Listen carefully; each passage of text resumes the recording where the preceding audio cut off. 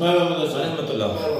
आप देख रहे हैं आपका हमारा अपना reaction YouTube channel, like share जरूर कर दें। लाइक अगर वीडियो अच्छी लगे तो चलते हैं अलग सा वीडियो के टाइटल, कतर ने पाकिस्तान की खुशी मातम में बदल दी। आई थिंक मुझे लगता है वो जो रिहा हुए हैं ना 8-7 जो इंडियन नेवी ऑफिसर्स थे, उस पर पाकिस्तान खुश हो रहा था, तो अब वो रिहा हो गए। तो सारी बात है, पाकिस्तान मातम क्यों होता है? खैर मातम क्यों करेंगे भैया, हमें भी खुशी है, अच्छा बोल के वो रिहा हो गए। 8 जाने बच गई जो बेगुनाह थी अगर। तो खैर देखते हैं वीडियो, फिर बाद में इस पर बात करते हैं।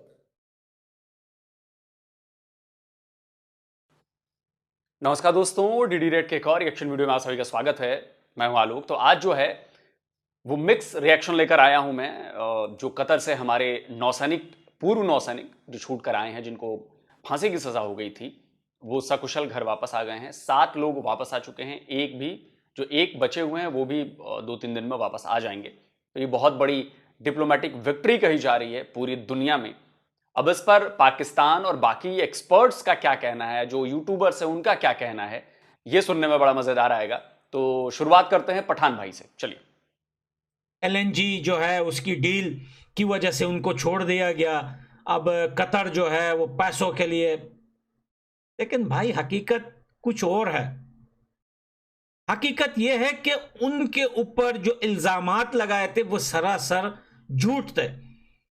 कोई सबूत ही उनको नहीं मिला उनके खिलाफ के ये उन्होंने तो यही कहा था कि भाई ये इजराइल के जासूस हैं, इजराइल के जो है वो जासूसी करने के लिए उनको पकड़ा गया था।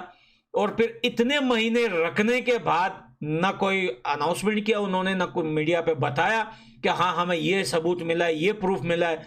बिना कुछ बताए या बिना कुछ दिखाए उन्होंने डायरेक्टली जो है वो मौत की सजा सुना दी।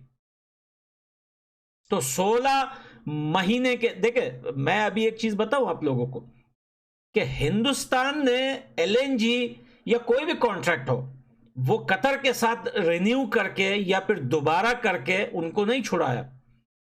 कतर ये चाहता था कि ये काम करे ताकि हिंदुस्तान खुद आसे उनसे बात करे, लेकिन हिंदुस्तान ने बात नहीं की। उनको पता था हम क्यों बात करें भाई, जो सैनिकों को उन्होंने पकड़ा है वो सब झूठ था। कोई प्रूफ, कोई सबूत कुछ भी उन्होंने हिंदुस्तान को नहीं दिया। हिंदुस्तान की सरकार ने बार बार उनसे सबूत मांगा, लेकिन जब उन्होंने मौत की सजा सुनाई तो खेल ही खत्म हो गया। फिर वहां सबूत मांगना, देना या पूछना वो सवाल ही नहीं पैदा होता था। लेकिन कतर की अगर हम बात करें ना दोस्तों, कतर एक ऐसा देश है जो पैसा बनाने के लिए वो कुछ भी कर सकता है। कतर को पहले पता था कि जो नरेंद्र मोदी जी की सरकार है, एलएनजी को लेकर जो डील दूसरे देश के साथ हो रही थी, उनको पता था ये सब कुछ होगा। तो चलो हम पहले ही कोई ऐसा खेल खेल लेते हैं कि मोदी जी खुद मजबूर होकर हमारे पास आए। लेकिन मोदी जी गया नहीं, उन्होंने अपनी डील अगले देश के साथ जारी रखी। कतर खुद मजबूर हुआ, उसने खुद फेल की इस बात की कि भाई आप ये डील कैंसिल ना करें। उसके बावजूद नरेंद्र मोदी जी ने ना दूसरे देश के साथ जो है वो डील कैंसिल की और ना इन्हें कहा कि हाँ भाई चलो ठीक है। उन्होंने कहा कि अब हम लेंगे तुमसे, लेकिन कम दाम में लेंगे गैस वगैरह। कतर मान गया ये बात। जब ये बात जैसे ही वहां पे डील हुई, सिग्नेचर हुआ, उसके भाई कुछ ही घंटों बाद जो है वो सैनिक हिंदुस्तान के एयरपोर्ट पे दिखे, उनको छोड़ दिया। ये कैसे हो सकता है? आप सोचिए, एक देश मौत की जो है वो सैनिकों को पकड़ता है, 16 महीने जेल में रखता है, बेसबूत बेबुनियाद सब बिना किसी प्रूफ के उनको सजाए मौत की सजा सुनाता है। उसके बाद और इस इश्यू पे हिंदुस्तान से बात भी नहीं करता, उसके बाद खुद ही उनको छोड़ देता है। तो ये मसला सारा पैसों का है।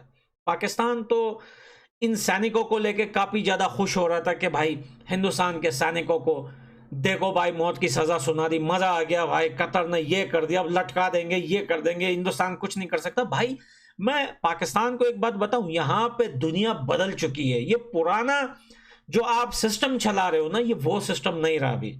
यहां पे दुनिया में अगर कोई बात होती है तो वो पैसा करती है।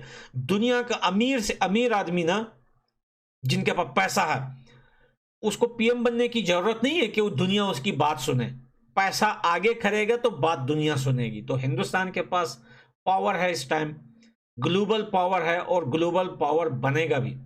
और ये बात सिर्फ पैसों तक नहीं है कि हिंदुस्तान के पास पैसा है, भाई पैसे हैं तो अपने लिए नहीं, हिंदुस्तान ने अपने बिजनेस बिछाए हुए हैं दुनिया में। मोदी जी ने जो पॉलिसी अपनाई है ना बिजनेस वाली, ये नीड है, ये पूरी दुनिया को इस चीज की नीड है। वेल डन, बहुत अच्छी तरीके से बिना हाथ जोड़े, बिना घुटने ठेके मोदी जी अपने लोगों के लिए जो काम कर रहे हैं इस वक्त, अनबिलीवेबल। और मैं सलूट करता हूं नरेंद्र मोदी जी को, उनके इस दिमाग को, कि वो दुनिया के साथ बिजनेस लेवल से जिस तरीके से वो आगे बढ़ रहे हैं ना, हिंदुस्तान बहुत आगे जाएगा। और जिस तरीके से वो बाकी देशों के साथ रिलेशनशिप बिजनेस को लेकर बना रहे हैं, दुनिया को अब नीड है हिंदुस्तान की, दुनिया को जरूरत है हिंदुस्तान की। तो दोस्तों कई सारे बातें पठान भाई से मैं अग्री भी करता हूँ। किस देश के साथ डील कर चल रही थी ये मुझे इसका आइडिया नहीं है, शायद मेरी नॉलेज में ना हो, शायद उनके हो। खैर उन्होंने बताया भी नहीं। लेकिन हाँ ये बात तो है कि देखिए गड़बड़ तो थी कुछ। अब जैसे कुलभूषण जाधव को पकड़ रखा है, आर्मी कोर्ट ने फांसी की सजा सुना दी पाकिस्तान ने, लेकिन जब हमने इसे इंटरनेशनल कोर्ट ऑफ जस्टिस में चैलेंज किया तो पाकिस्तान की पोल खुल गई। पाकिस्तान की पोल खुली तो फांसी पर भी रोक लगी, काउंसलर एक्सेस भी मिली, और साथ ही इंटरनेशनल कोर्ट ऑफ जस्टिस ने कहा कि भाई इनकी बात तो सुनी जाएगी। उसके बाद पाकिस्तान को अपने कानून में बदलाव करने पड़े, एक नया कानून कुलभूषण जाधव के लिए बनाना पड़ा। सोचिए पाकिस्तान की हिस्ट्री में ऐसा पहली बार हुआ, बनाना पड़ा कि भाई अब इसकी जो सुनवाई होगी वो सिविलियन कोर्ट में भी होगी, और यह आम पाकिस्तानियों को भी यह हक हासिल नहीं था जो मिलिट्री कोर्ट में और इधर सिविलियन कोर्ट वाला।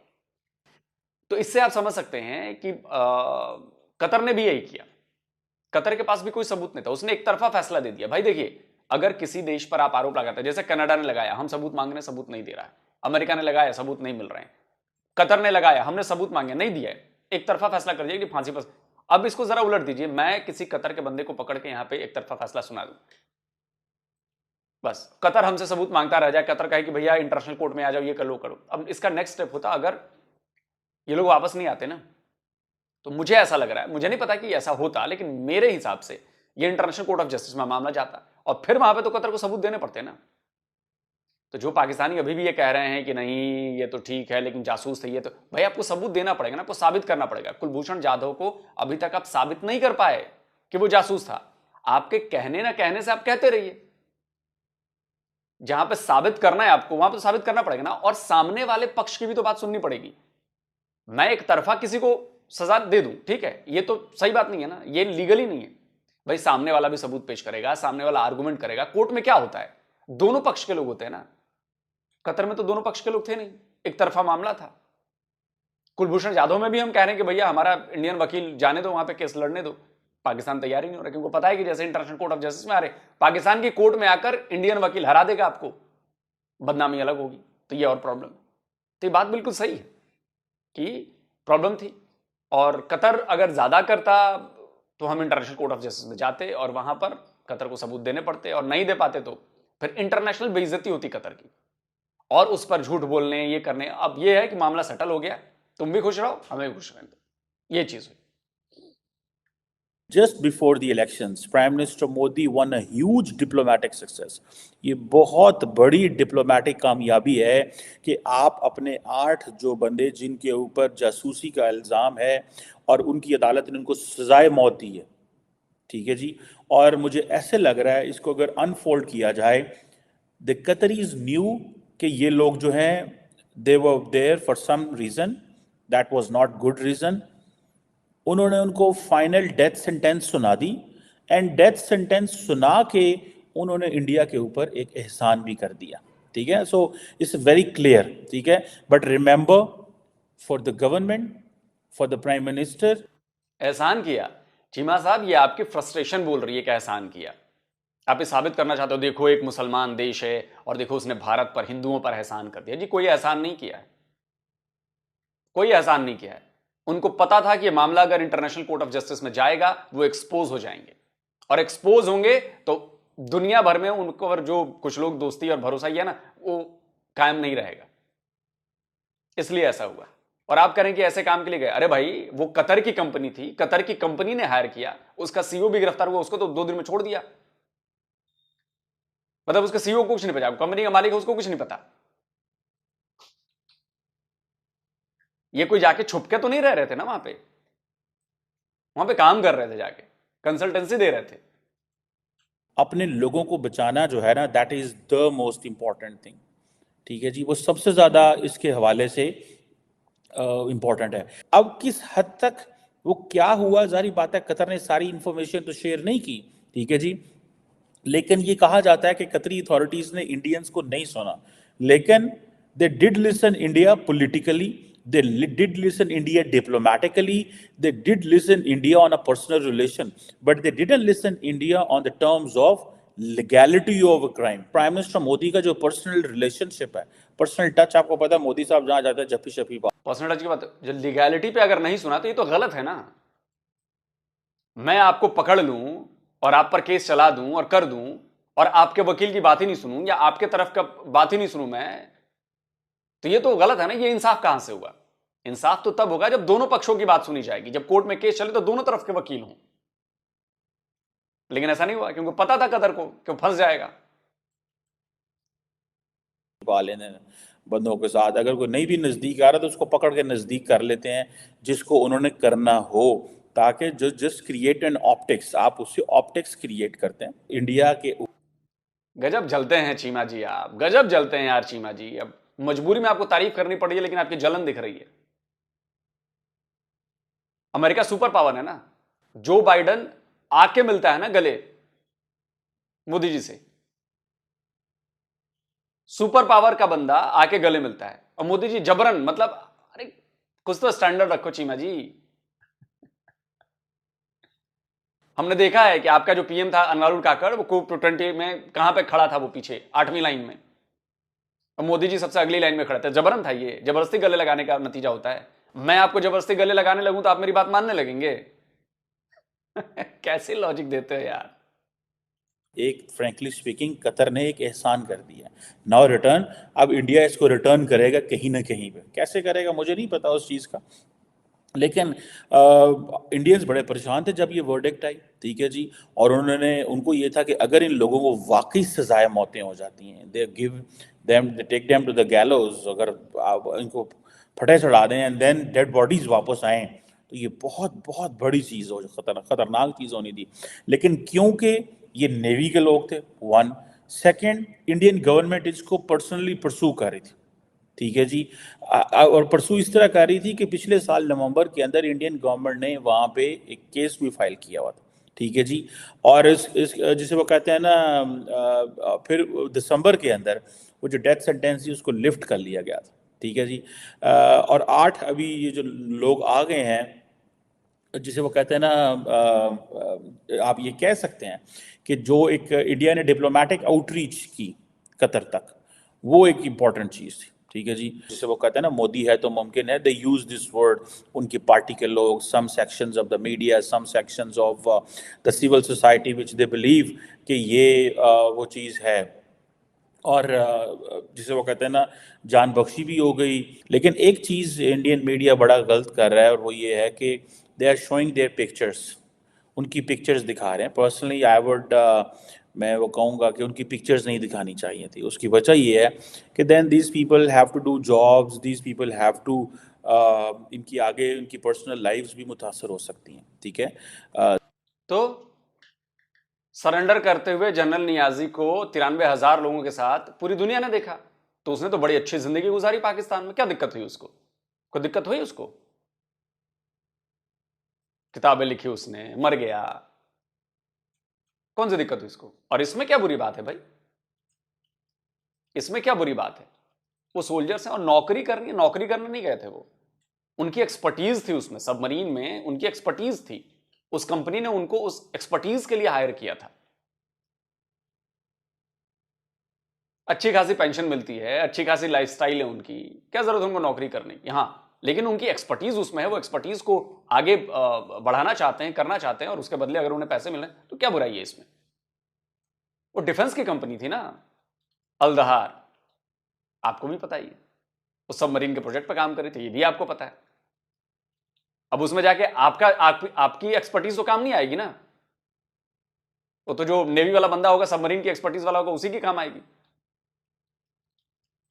आपकी एक्सपर्टीज तो नहीं आएगी उसमें काम।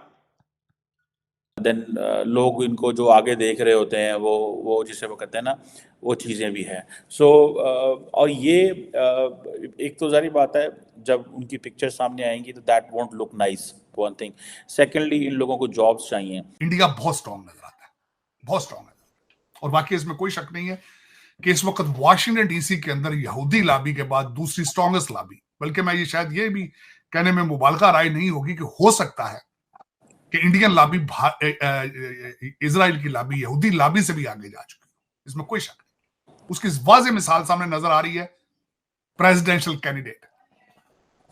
फिर जो उनका सबसे बड़ा वेपन जो है भारत का, वो कंप्यूटर के ऊपर उनकी स्किल्स है। भारत का सबसे बड़ा वेपन उनका जो है उनका इंस्टीट्यूट ऑफ टेक्नोलॉजी, उनका इंडियन इंस्टीट्यूट ऑफ मैनेजमेंट, ये सबसे बड़ा वेपन है इंडिया, जिसकी वजह से उन्होंने पूरी दुनिया कांकर की है। अगर आप मुझे ये कहें कि ये भारत को चैलेंज कर लेंगे या दूसरे ममालिक, कतर की क्या मजाल है कि चैलेंज भारत को करे। मैं उसकी मिसाल देना चाहूंगा आपको। चीमा जी थोड़ी देर पहले जो दावे कर रहा था, एहसान कर दिया, ये कर दिया, वो कर दिया, साजिद तारण ने यहाँ के चीमा साहब को थप्पड़ जड़ दिया, बोला कि कतर की औकात है कि भारत का मुंह देख रहे हैं, चीमा जी का मुंह बन गया। अभी एक्सपर्ट बन गए, कह रहे थे एक वीडियो में एहसान कर दिया जी, और ये कर दिया जी, वो कर दिया जी। लो, तारण ने बता दिया, तारण जी ने कि क्या किया, औकात है कतर की। अफसोस चीमा जी। इसी पे चलते हैं आगे। उसके बाद मैं ये खासकर ये बता, ट्रेड के हवाले से कहते हैं ट्रेड क्या हुआ है, ट्रेड ही हुआ है। 8 लोगों को छुड़ाया गया है, उसके रिटर्न में क्या दिया गया है, ये भी देखना यहां पर बहुत जरूरी है। इस वक्त अगर देखा जाए तो भारत जो है दुनिया का तीसरा सबसे बड़ा ऑयल इंपोर्टर है इस वक्त आबादी के लिहाज से। उन्होंने इस वक्त बहुत बड़ा कॉन्ट्रैक्ट उनको दिया है, 2048 तक अपना गैस इंपोर्ट करेंगे वहां से, और उसकी वैल्यू $78 बिलियन होगी। अब $78 बिलियन का ट्रेड आपने देना हो, 2048 तक का कॉन्ट्रैक्ट देना हो, तो फिर आप उनके कैदी रख सकते हैं, आप उनको पकड़ सकते हैं। और दूसरा, उनके ऊपर एलिगेशन था कि वो इजराइल के लिए जासूसी कर रहे हैं, तो वो मैंने आपको बताया था तेलों में तेल नहीं है। अब उसमें ये जो किस तरह हुआ है, क्वेश्चन पूछा गया है आज विनय कोथरा से कि वो किस तरीके से छोड़े गए हैं, क्या उनको अदालत ने छोड़ दिया है या अमीर साहब ने उनको माफी दी, उस पर उन्होंने जवाब नहीं दिया। उनका जवाब ना देना, लेकिन लोग स्पेकुलेट करते हैं, मीडिया स्पेकुलेट कर रहा है कि साल में 2 दफा अमीर जो हैं वो कतर के, वो आम पब्लिक को माफी देते हैं, या तो भी उसके अंदर आया है उस जुमरे में।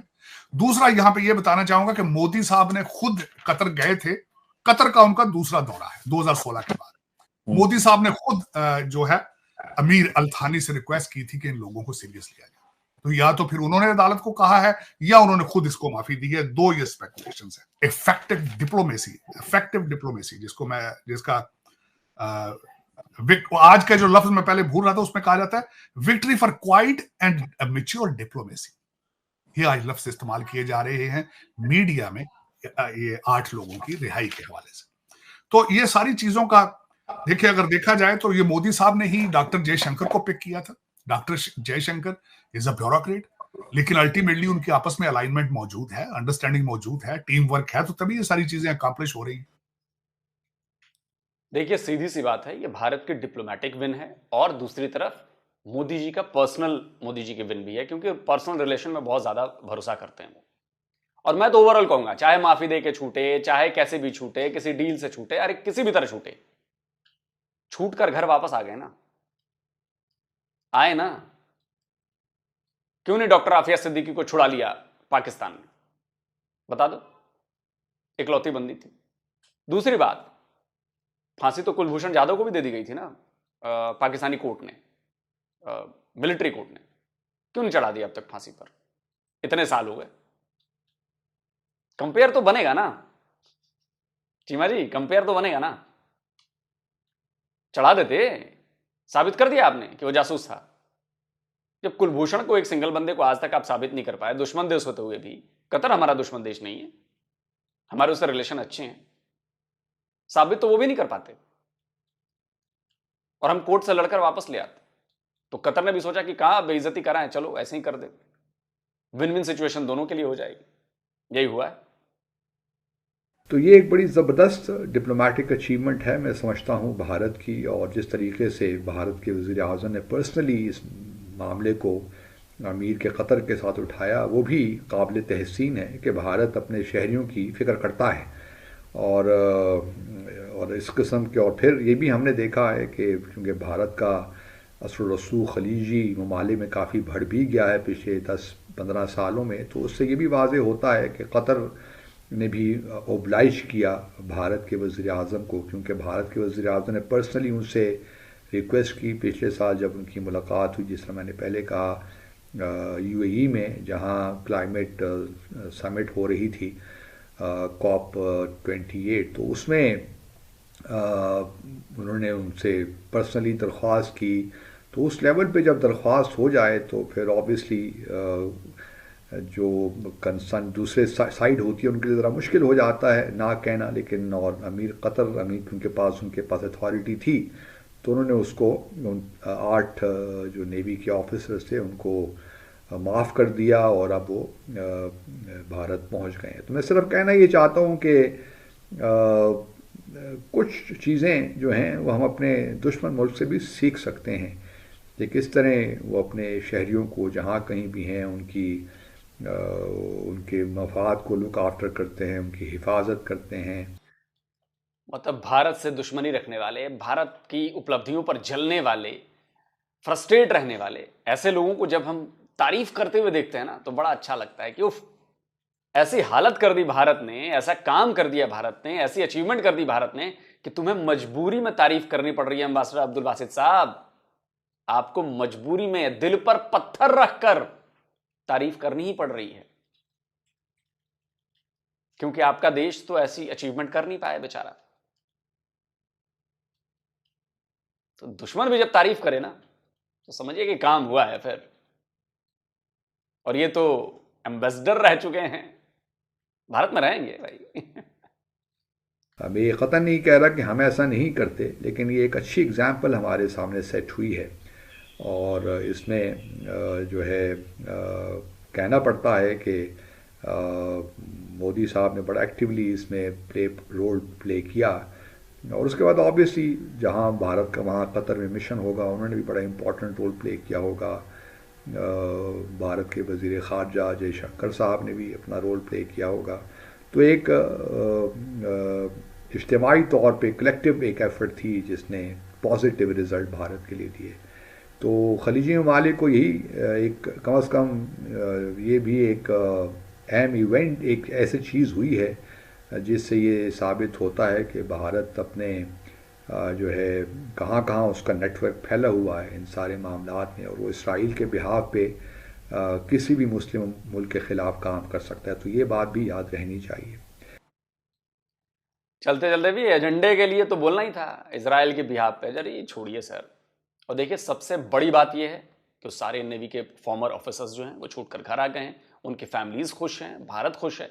और देखिए इसमें नो डाउट पीएम मोदी का हाथ रहा है, इसमें एनएसए अजीत डोभाल साहब को नहीं भूलना चाहिए, उनका भी बहुत बड़ा रोल रहा है, और हमारे विदेश मंत्री जयशंकर साहब का तो रहा ही रहा है।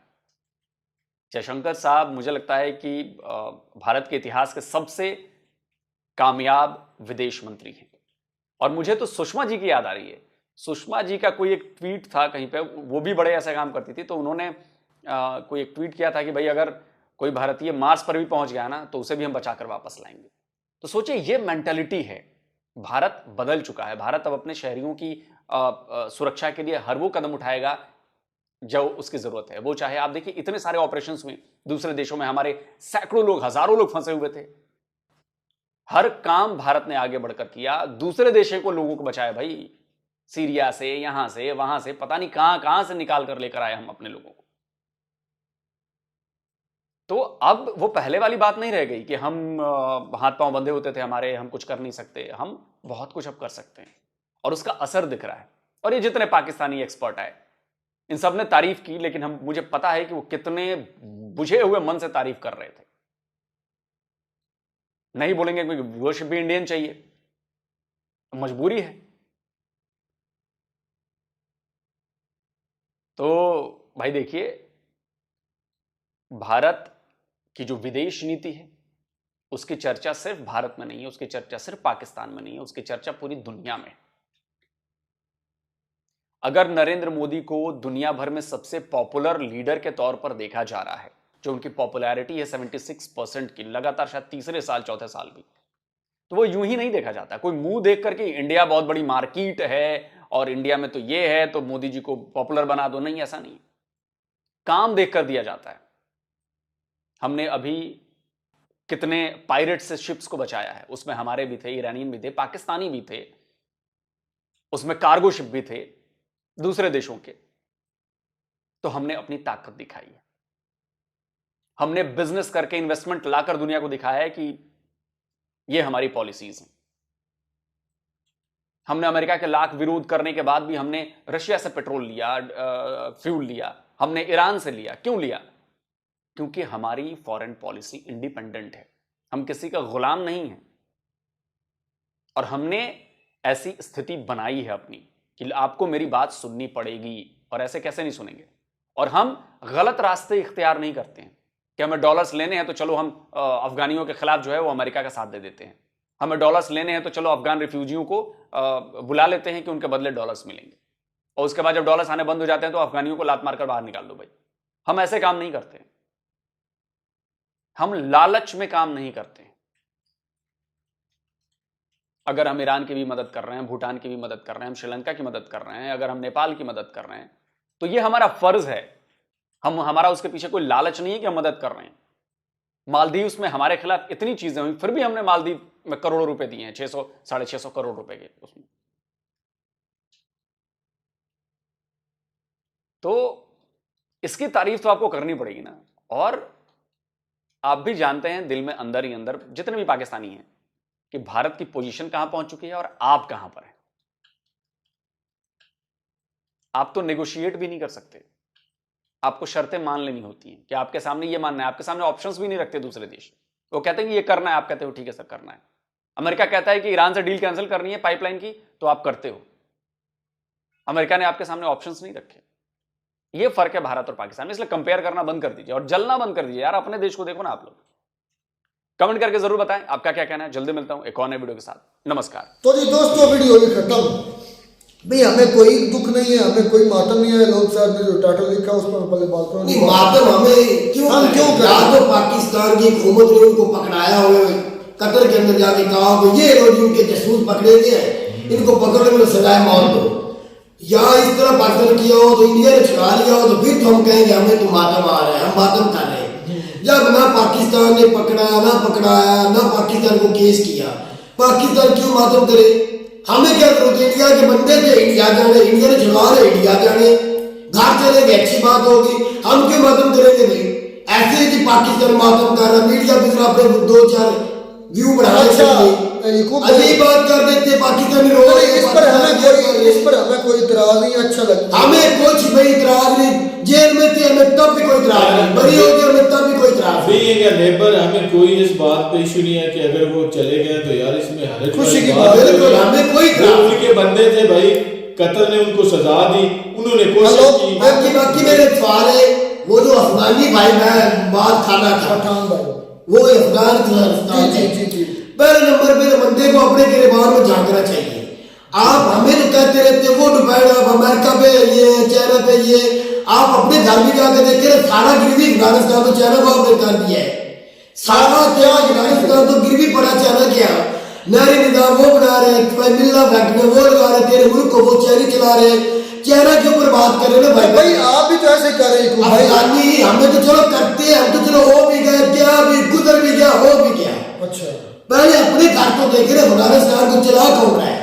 कौन चला रहा है? चाइना चला रहा है। इंडिया की इंडिया की भाई कोई अपने गिरबान में नहीं जानता, सिर्फ दूसरे की तरफ इंडिया की हर बात किसने इंडिया की तारीफ करनी होती करता रहे।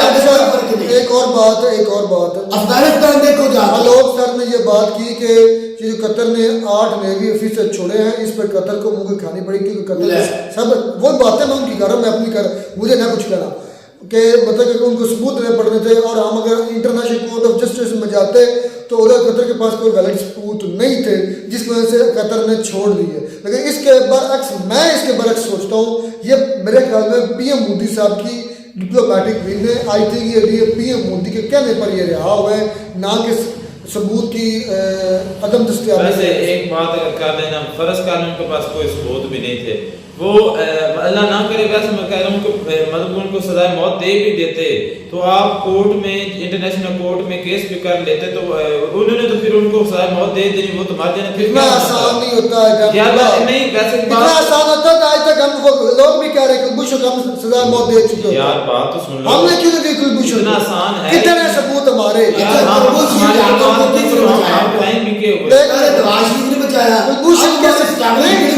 कुलभूषण के सबूत किधर है? अगर इंडिया के पास इतना दम होता तो आज कुलभूषण को घर में लेकर चले जाते, हम भी मान जाते इसकी ताकत ले जाते, पकड़ा लेके आए थे। यार आपने सजा सुनाई आपकी कोर्ट ने, क्यों नहीं लटकाया? लेकिन मुझे ये बच्चा लोग अभी तक सजा नहीं हुई, हमारी गफलत है। सजा होगी, लटकाया नहीं है भाई, हमारी गफलत है, हमारी स्टैब्लिशमेंट नहीं ये चाहती, क्योंकि वो बैकडोर चलते रहते हैं, उनके तलकात पीछे पीछे चलते रहते हैं।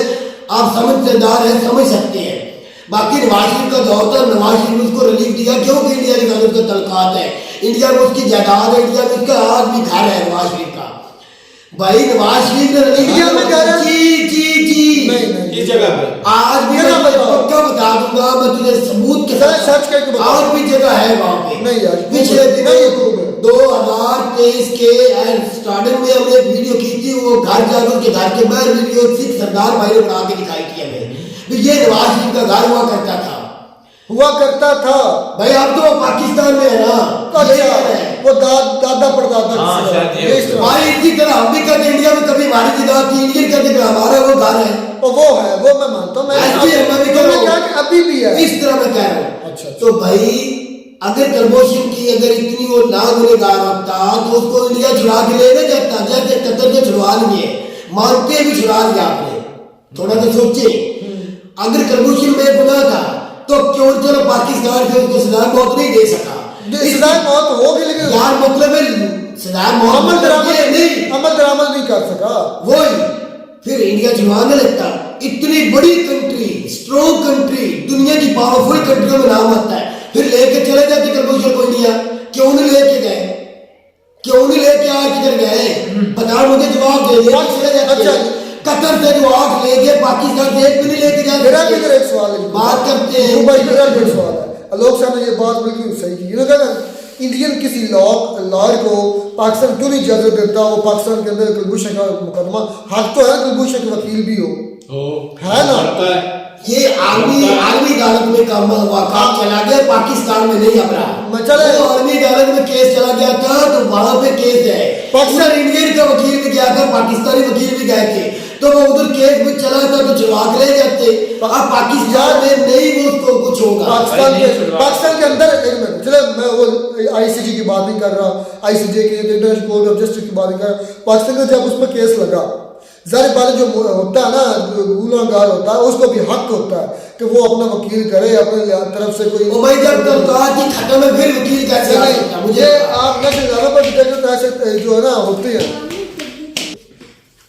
भाई मेरा मुझसे सवाल है बस, इतना लंबा चौड़ा नहीं, इंडिया का वकील हमारे मुल्क में आके क्यों वकालत करे जब हमारा उसको हक है कि नहीं है? एक मिनट, हमारे जो फॉरेन मिनिस्टर उधर गए थे, नहीं जाना था, इमरान खान रोकते रहे बिलावल को, ना जाओ क्योंकि हमारे तलकात एक किस्म की खत्म है, आप उधर ना जाओ। गए, कितने की इज्जत हुई बिलावल की? हुई कोई इज्जत नहीं। जब वो अमेरिका में हो के उसको कसाई बोलेगा तो उसको कितनी इज्जत दी? भाई बात कर, अगर ना भी वो बोलता ना फिर भी ऐसी इज्जत होनी थी। बाकी इंडिया ठीके पर भी लिखता आपको, तो फिर हम भी ठेंगे पर ही लिखते इंडिया के वकील को, क्यों आने दे रहा? यार उसको हक होना चाहिए, कोई हक नहीं, कोई हक नहीं। इंडिया के वकील को हम नहीं पाकिस्तान में आके आने देंगे, बस बात खत्म होगी, इतनी सी बात है। इसके बाद आपके पास फिर सबूत नहीं आने देंगे, फिर हिम्मत चले उसके खिलाफ सारसी अदालत में गए ना, सारसी अदालत जो थी आर्मी अदालत में गए ना, इंडिया की वकील भी थी, औरत थी, वो पाकिस्तानी भी वकील था, उधर केस करके वो तो कहते हैं कि पाकिस्तानी वकील के मुंह से बात ही नहीं निकली, तो फिर अब बात करके कुलभूषण को घर ले जाते, उस वक्त नहीं ले गए तो अब भी ले जाओ। अब भी केस करके छुड़वा लो, उसको ले जाओ भाई। अगर आप में दम है तो हम ले तो बात करते। चलें जी, खैर मजेदार होगी वीडियो, मिलते हैं नई वीडियो में। तब तक दीजिए इजाजत।